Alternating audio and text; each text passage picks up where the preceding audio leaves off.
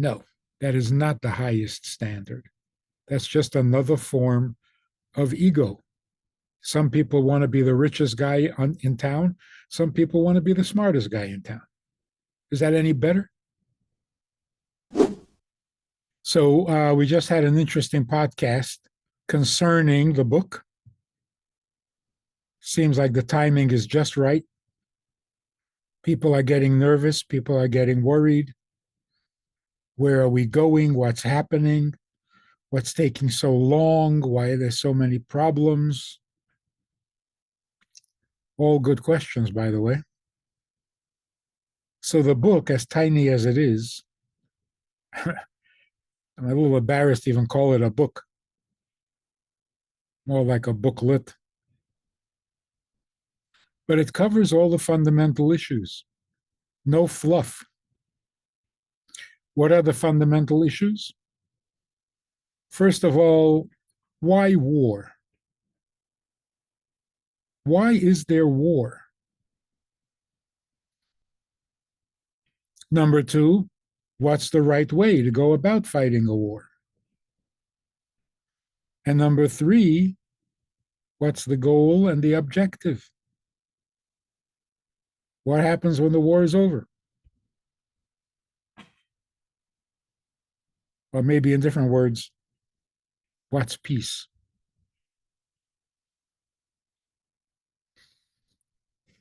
Doesn't take many pages to cover all of that if you get right to the point. So let's get right to the point. Why is there war? Well, originally, the way it all began was not military conflict, not people shooting each other. The original war was nature hides the godliness within it, and we have to uncover the godliness, reveal it, and make it obvious. That's a war.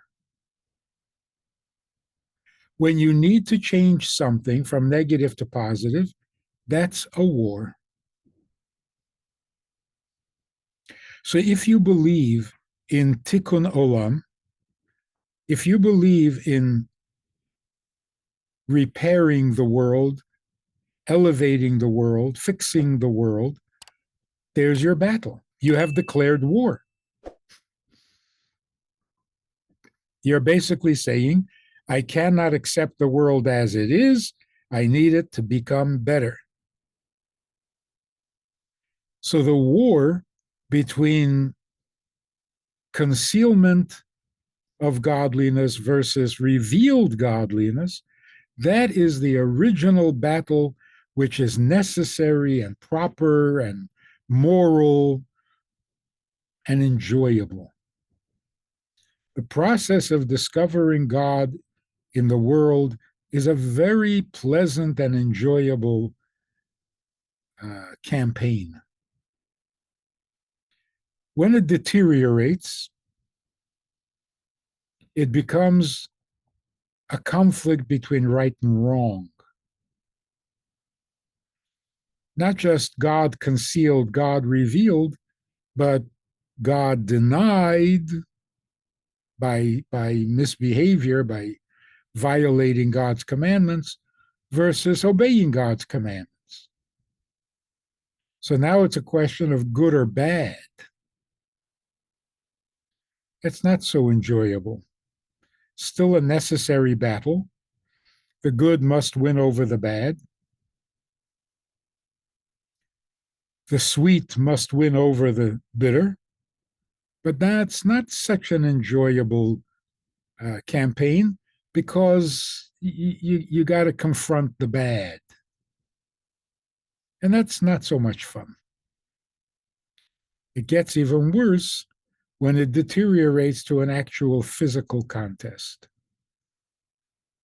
where there has to be a winner and a loser. That's not enjoyable at all.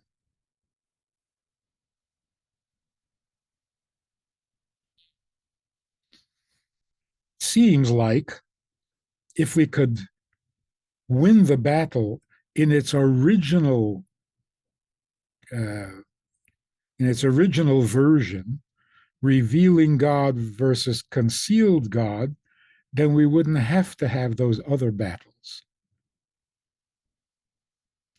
Because if God is revealed, then there is no bad, and there certainly is no violence.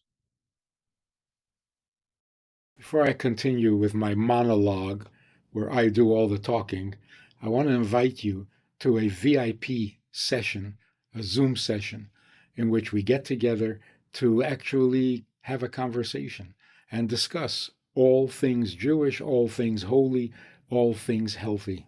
So click on the link below and join us where we can have a two-way conversation. So we're told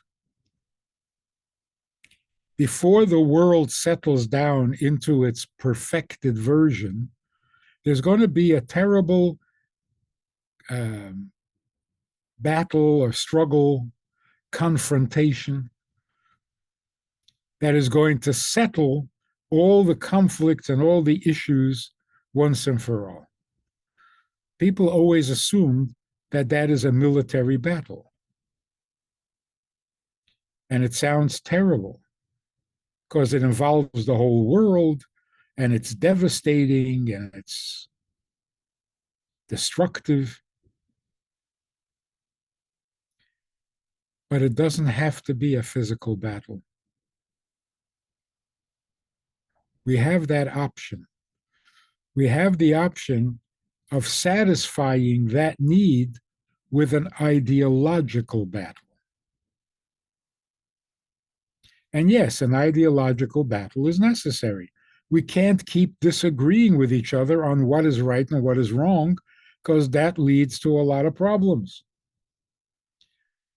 So, for thousands of years, we've debated what is true and what is not, what is right and what is wrong, what is good and what is bad, even what is healthy and what is sick.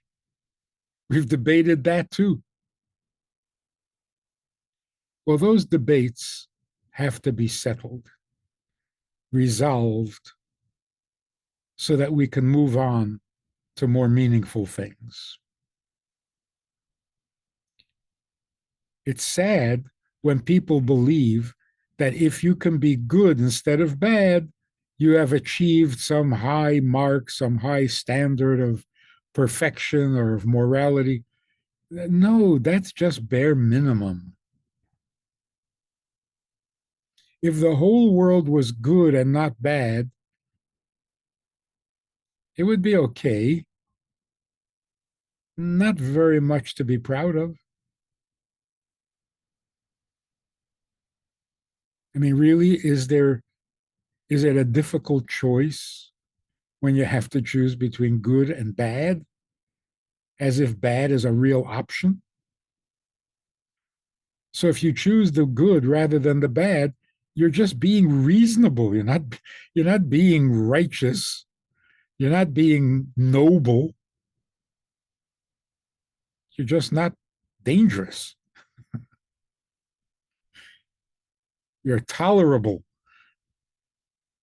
If you choose the bad, you're not tolerable. So we need to shoot for something a lot higher than that.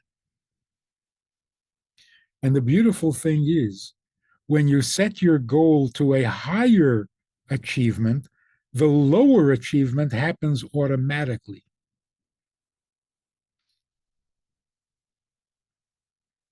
I remember the good years in New York.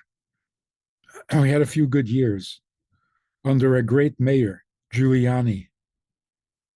All the violent crimes went down dramatically, and he never did anything about violent crime. He set out to eliminate petty crimes like annoyingly loud music from your boom boxes and your car radios, like not spitting in the streets. And it's amazing You tell people you can't spit in the street and you can't make unnecessary noises, and the violent crime went down. But this is how it works. If you demand a higher standard from people, then the first thing that disappears is the lowest standard. When you tell a child you expect greatness, that child is not going to become a juvenile delinquent. And you never said anything about not committing crimes. That was automatically eliminated because the goal is so much higher. So it's interesting. When you set your goal,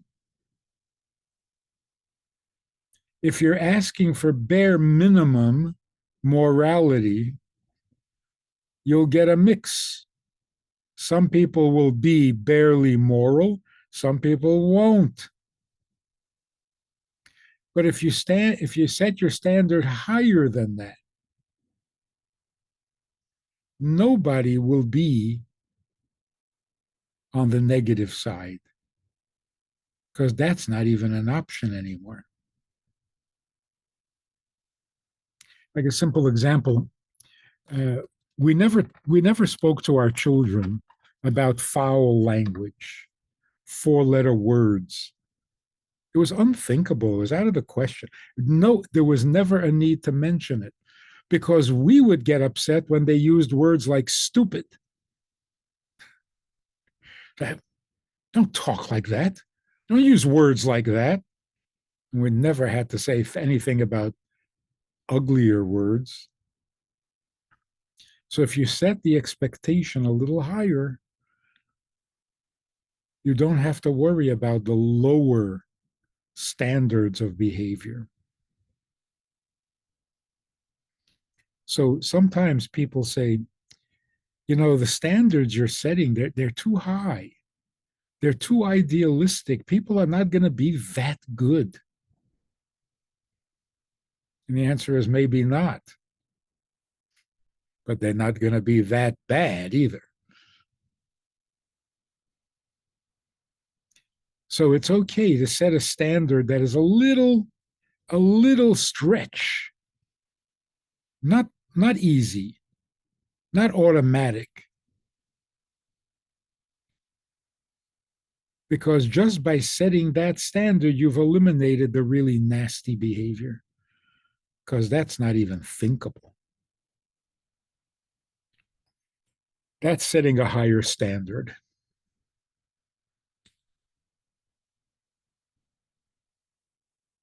The idea that a human being is meant to struggle with decisions like to commit adultery or not to commit adultery, agonize over that, lose sleep over that. God says, no way. I'll eliminate that from your options. Then you take over and elevate yourself to a higher. Because it works like this. If God had not said, don't murder, human beings would be sitting around in meetings, in think tanks, debating whether or not murder is acceptable. How long will it take for people to come to a firm conclusion that murder is not acceptable? One generation? 2 generations? 3 generations? It seems like it took 10 generations. From the time Adam was created until the days of Noah was 10 generations. And they had not yet decided for sure that murder was wrong, or that stealing was wrong, or that adultery was wrong.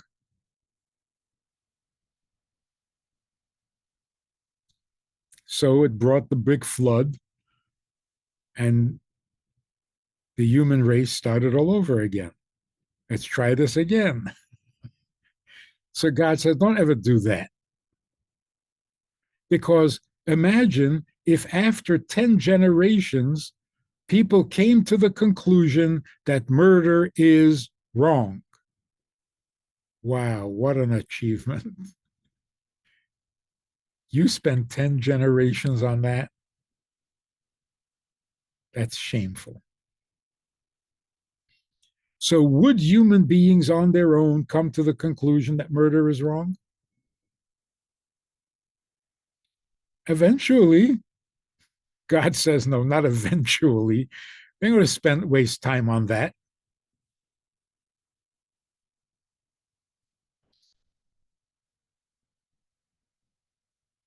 You've got much higher goals to shoot for.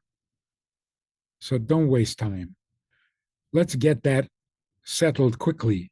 You're not going to murder, you're not going to steal, and you're not going to commit adultery. Now go make something of yourself.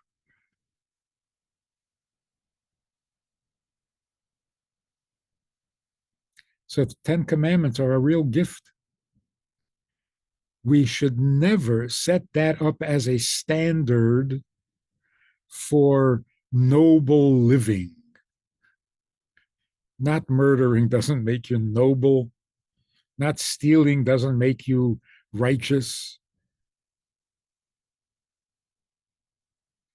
If those things are off the agenda, now you can become noble. Now you can become righteous by doing good, not by wondering what damage would it do to the world or God's vast eternal plan if you murdered one or two people.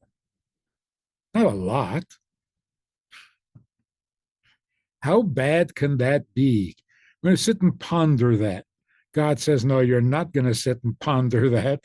It's off the agenda, it's out of the question.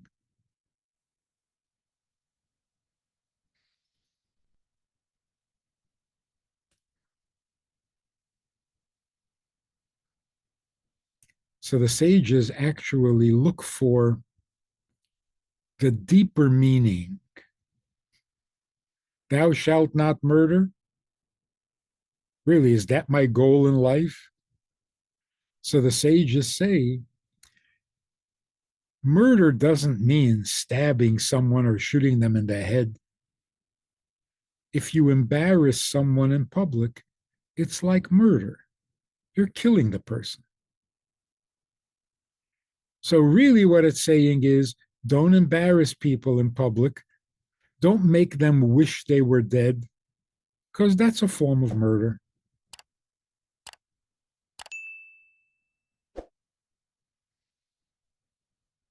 Don't steal. It doesn't have to mean breaking into someone's house and making off with his TV set. Don't steal means if you know and you have information, but you keep it from others, you're cheating them out of the information. Even waking someone up from sleep is called stealing.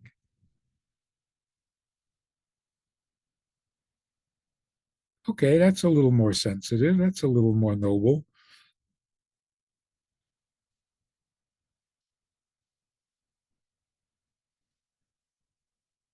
Don't commit adultery doesn't mean actually cheating on your spouse.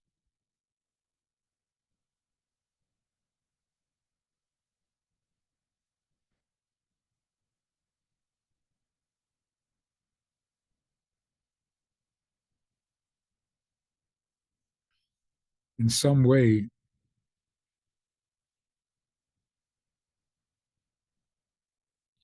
when you make like you don't know your spouse, when you're at a party and your spouse does something embarrassing and you run away because you don't want to be associated with your spouse because it's too embarrassing. That's called cheating.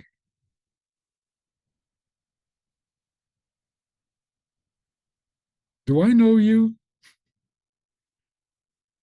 That's stepping out of the relationship when you are needed the most. So I use this example.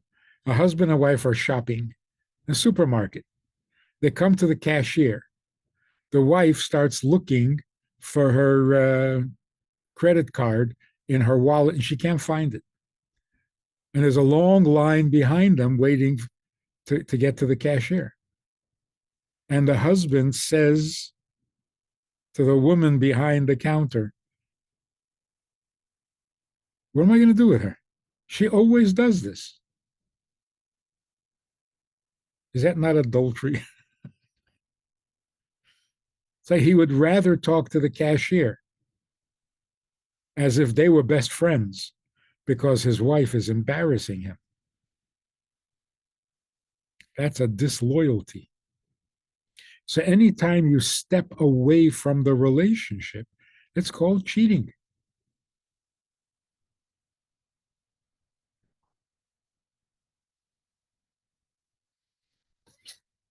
You slip on a banana peel in public and your wife is laughing at you with everyone else. No, she should be embarrassed with you. You stay on the side of your spouse. You don't join the public against the spouse. Anyway, so we keep looking for more subtle forms of violation because the gross forms of violation, do we even need to be told not to?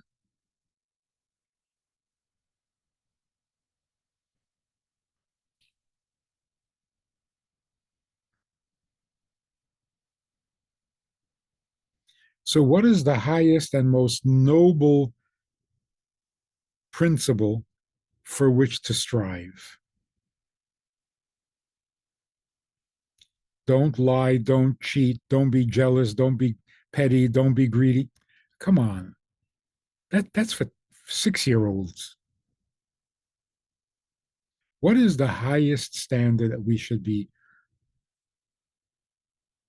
working at? The highest standard is I am not here for me. It's not about me. It's about serving others. It's about serving the Creator. It's not about being needy. It's about being needed. So even the idea, I need to become a more intelligent person. I need to become a more generous person. I need to become a more noble person. I need to be holy. I need to be pious. I need to be great. No, that is not the highest standard. That's just another form of ego. Some people want to be the richest guy in town. Some people want to be the smartest guy in town. Is that any better? You have to be the holiest guy in town. That's horrible. Even if you are holy. So, what is more noble? More noble is what can I do for you? Not because I want to be a good guy, but because if you need something, let me help you. The focus is on you, not on me, to the point where I will do this for you and I really don't want or need a reward. I don't need to become famous for my kindness because it's not about me. It's about a greater need, a greater purpose, bigger than me. And for that, I don't need a reward. See, that's something to strive for, to transcend yourself. Wow, and it doesn't have to be a profound internal struggle. It's just, what am I going to spend my whole life making myself better and ignoring everyone around me? Doesn't even compute.